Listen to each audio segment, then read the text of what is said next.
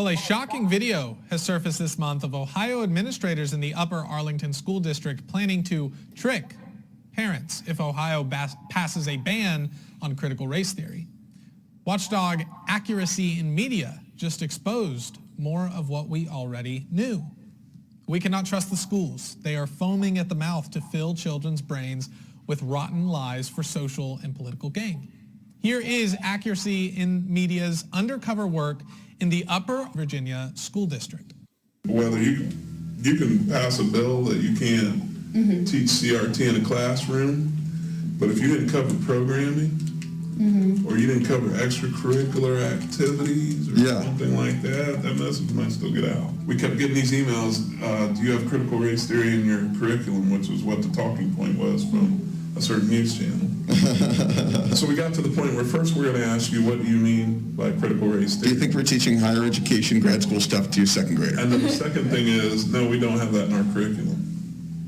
You didn't ask about the conversations in the hallway. We have some parents that, they don't fully understand.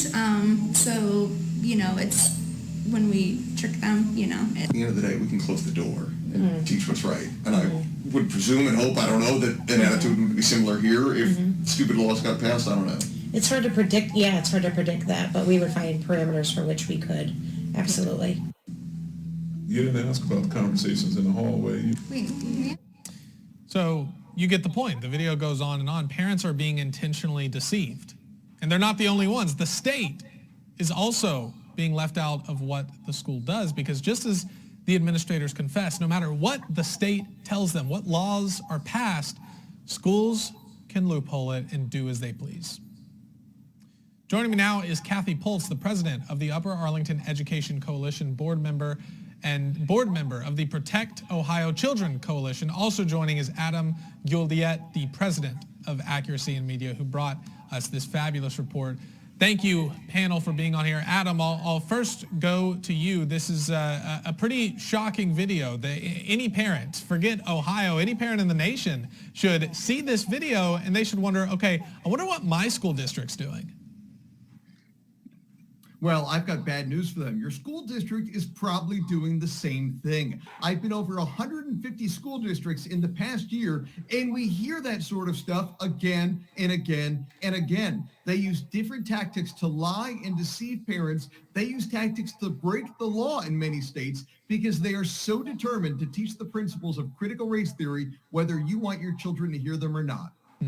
Yeah, and Cathy, over to you.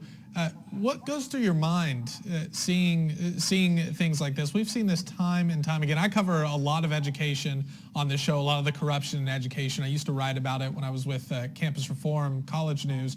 What goes through your mind when you see teachers, administrators being so brazen like this? Yeah, I find it incredibly shocking. I wasn't so shocked that some places would try to hide it, but I was really stunned when I noticed that it was Matt Boas, who was in our district. I know him. I met him when he started working for the district. And to be so brazen, as you said, to hide it, to be disrespectful, to have an agenda that we don't really know about is terrible. You mentioned you know him. Have you talked to him since this came out? No. Has he said anything, made any statements, or is he hiding, ducking all of this, trying to? Yes, there have been no statements from him. We've just received an email from the school board last night that said he has taken a leave he's on leave.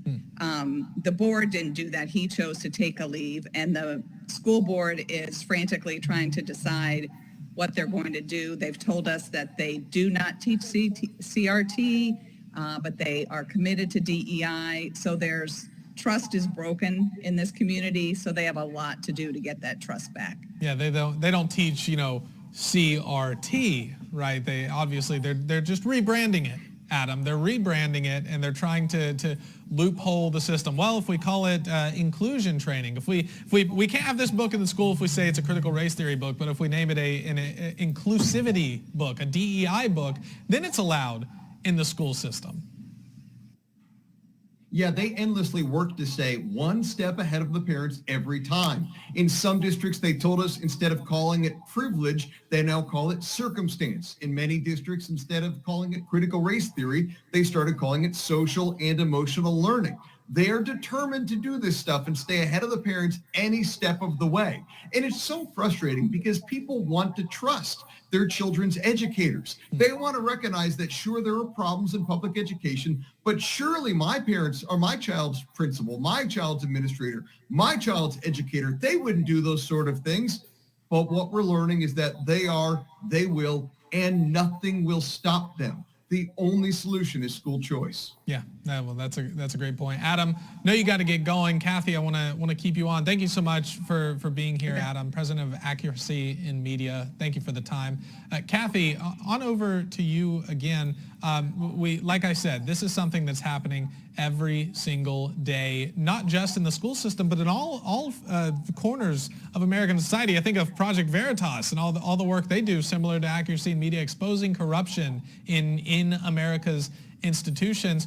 When are people going to finally have enough? We've seen that they have enough on local levels now and again. We've seen it in Virginia, right? The Loudoun County scandal that happened back during 2020, I believe it was. When is America as a collective, you think, going to see teachers, see administrators going on and on and on, getting caught over and over again, and finally say, okay, you know what, that's it. It's time for a mass boycott of the public education system? Well, I think we are on the way there. I think we do see Loudoun County or, some of the other school districts that have been fighting it longer than we have. But actually in Upper Arlington, where I live, we have had a transparency problem for the last 3 years. We've had some other things going on with trying to change our building code, to change our bathrooms to being only gender neutral so boys and girls don't have a choice. And we've had issues with books that are being read, that it might be in one school and the parents weren't told, and the district admits that it was against board policy. If it's a controversial topic, parents should have been informed. And so, in my opinion, they sort of pat the parents on the head and say, sorry, this happened, it won't happen again. But then it happens again. It just